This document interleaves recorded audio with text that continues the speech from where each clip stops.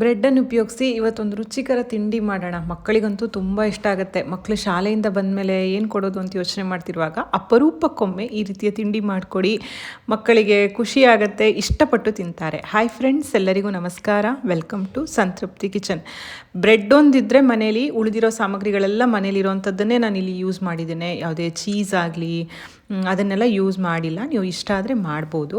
ಇಲ್ಲೊಂದು mixing bowl ತೊಗೊಂಡು ಸಣ್ಣದಾಗಿ ಹೆಚ್ಚಿರುವಂತಹ ಈರುಳ್ಳಿ ಹಾಕ್ತಾಯಿದ್ದೇನೆ, ಮತ್ತು ಕ್ಯಾಪ್ಸಿಕಮ್, ದೊಣ್ಣೆ ಮೆಣಸಿನ್ಕಾಯಿ, ಹೆಚ್ಚಿರುವಂತಹ ಕೊತ್ತಂಬರಿ ಸೊಪ್ಪು, ಮತ್ತು ಸಣ್ಣದಾಗಿ ಹೆಚ್ಚಿರುವಂತಹ ಟೊಮೆಟೊ. ಇಲ್ಲಿ ನಿಮ್ಮ ಇಷ್ಟದ ಯಾವುದೇ ತರಕಾರಿಯನ್ನು ಹಾಕ್ಕೋಬೋದು.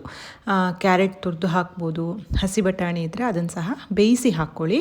ನಂತರ ಒಂದು 4 ಚಮಚದಷ್ಟು ಉಪ್ಪಿಟ್ಟು ರವೆ, ಹುರಿದೇ ಇರುವಂತಹ ರವೆ ಇದು, ಉಪ್ಪಿಟ್ಟು ರವೆ ಹಾಕ್ತಾಯಿದ್ದೇನೆ. ಮತ್ತು ರುಚಿಗೆ ತಕ್ಕಷ್ಟು ಉಪ್ಪನ್ನು ಸೇರಿಸ್ತಾ ಇದ್ದೇನೆ. ಖಾರಕ್ಕೆ ಒಂದು ಅರ್ಧ ಚಮಚದಷ್ಟು ಕಾಳು ಮೆಣಸಿನ ಪುಡಿ, ಪೆಪ್ಪರ್ ಪೌಡರನ್ನು ಹಾಕ್ಕೊಳ್ತಾ ಇದ್ದೀನಿ. ನಂತರ ಈ ಪಿಜ್ಜಾ ಮೇಲೆಲ್ಲ ಹಾಕ್ತಾರಲ್ಲ, pizza seasoning, oregano, red chilli flakes, ಇದಿದ್ದರೆ ಹಾಕ್ಕೊಳ್ಳಿ. ಇದ್ರ ಬದಲು ಚಾಟ್ ಮಸಾಲನೋ ಅಥವಾ ಗರಂ ಮಸಾಲ ಪೌಡರನ್ನೋ ಹಾಕ್ಕೋಬೋದು.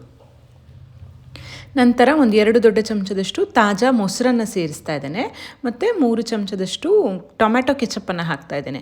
ಇದು ಅಷ್ಟೇ ಆಪ್ಷನಲ್. ಇದು ನನ್ನ ಮನೆಯಲ್ಲೇ ಮಾಡಿರೋದು. ಇದ್ರ ಮಾಡಿರೋಂಥ ವಿಡಿಯೋ ಇದೆ, ನಾನು ಲಿಂಕ್ ಹಾಕಿರ್ತೇನೆ ಡಿಸ್ಕ್ರಿಪ್ಷನಲ್ಲಿ.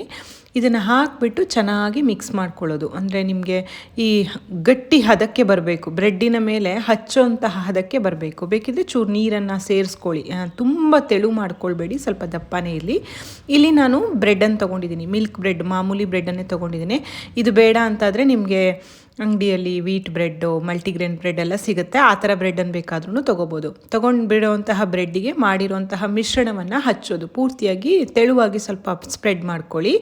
ನಿಮ್ಗೆ ಇಷ್ಟ ಆಗುತ್ತೆ ಅಂತಾದರೆ ನಾನು ಆಗಲೇ ಹೇಳಿದ ಹಾಗೆ ಇದನ್ನೆಲ್ಲ ನಿಮ್ಮ ಟೇಸ್ಟಿಗೆ ಅನುಕೂಲವಾಗಿ ಮಾಡ್ಕೊಳ್ಳೋದು. ಈ ಹಸಿರು ಚಟ್ನಿ ಮಾಡ್ತಾರಲ್ಲ, ಅದನ್ನು ಬೇಕಾದ್ರೂ ಮಾಡ್ಕೋಬೋದು, ಇಲ್ಲ ಜಸ್ಟ್ ಈ ರೀತಿಯೇ ಹಚ್ಕೊಳ್ಬೋದು. ಬ್ರೆಡ್ ಮೇಲೆಲ್ಲ ನಾನು ಮಾಡಿರೋ ಮಿಶ್ರಣವನ್ನು ಹಾಕ್ಕೊಂಡು ಒಂದು ದಪ್ಪ ತಳದ ಪ್ಯಾನನ್ನು ಬಿಸಿಗೆ ಇಟ್ಕೊಂಡಿದ್ದೇನೆ. ಅದಕ್ಕೆ ಸ್ವಲ್ಪ ಬೆಣ್ಣೆ ಹಾಕ್ತಾ ಇದ್ದೀನಿ, ಬೆಣ್ಣೆ ಅಥವಾ ತುಪ್ಪ, ಅಥವಾ ಅದಿಲ್ಲ ಅಂತಾದರೆ ಎಣ್ಣೆ ಹಾಕಿದ್ರೂ ನಡೆಯುತ್ತೆ.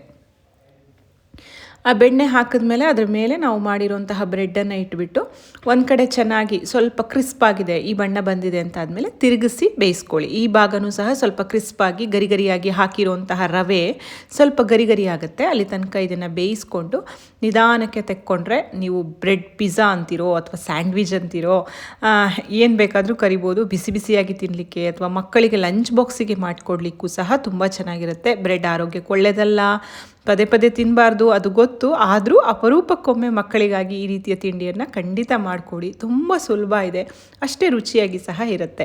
ನೋಡಿದ್ರಲ್ಲ ಬ್ರೆಡ್ ಪಿಜ್ಜಾ ಮಾಡೋದು ಎಷ್ಟು ಸುಲಭ ಇದೆ ಅಂತ. ನೀವು ಸಹ ಮಾಡಿ ನೋಡಿ, ಹೇಗಾಯ್ತು ಅಂತ ತಿಳಿಸೋದನ್ನು ಮಾತ್ರ ಮರಿಬೇಡಿ. ನಾನು ಇದನ್ನು ಬಿಸಿ ಬಿಸಿಯಾಗಿ ಟೊಮೆಟೊ ಕೆಚಪ್ ಜೊತೆ ಸರ್ವ್ ಮಾಡ್ತಾಯಿದ್ದೀನಿ. ವಿಡಿಯೋ ಇಷ್ಟ ಆದರೆ ಲೈಕ್ ಮಾಡಿ, ಶೇರ್ ಮಾಡಿ, ಕಮೆಂಟ್ ಮಾಡಿ. ಮತ್ತೊಂದು ಅಡುಗೆಯೊಂದಿಗೆ ಮತ್ತೆ